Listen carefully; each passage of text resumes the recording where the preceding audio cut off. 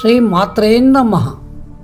ఉపనిషత్ దర్శిని 134 చాందోగ్యోపనిషత్తు సప్తమ ప్రపాఠకం ప్రథమ ఖండం.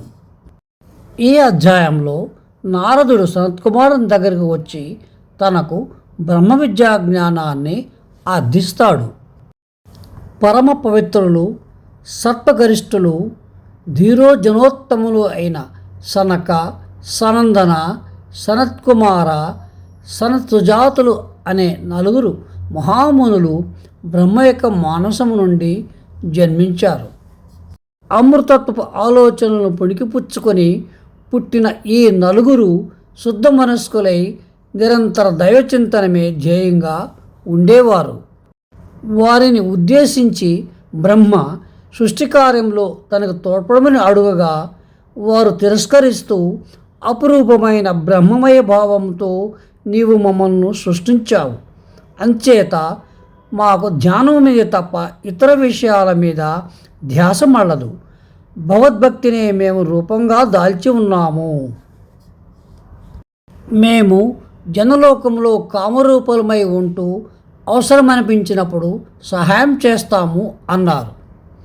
నివృత్తి మార్గానికి ఈ నలుగురిని మూలపురుషులు అని చెప్పాలి.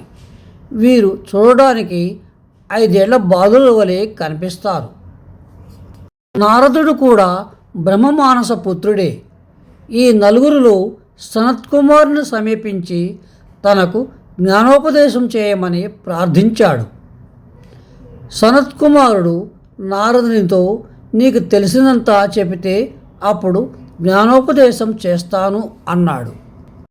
అప్పుడు నారదుడు భగవన్ ఋగ్వేదము, యజుర్వేదము, సామవేదము, అథర్వణ వేదము, 5వ వేదమని చెప్పబడే ఇతిహాస పురాణాలు మరియు వ్యాకరణము, శ్రాద్ధకల్పము, గణిత శాస్త్రము, సిద్ధాంతము, మహాకాలాది ధూమకేతీత్పాతములను చెప్పు శాస్త్రము, తర్కము, ఏకాయనము అనగా నీతిశాస్త్రము, దేవ విద్య, నిరుక్తము, బ్రహ్మ విద్య, శిక్షా కల్పాదులు, భూత విద్య, ధనుర్వేదము, జ్యోతిష్యము, సర్ప విద్య, నృత్య, గీతా, లలితాది కళలు మున్నగు విద్యలన్నీ నాకు తెలుసు అన్నాడు.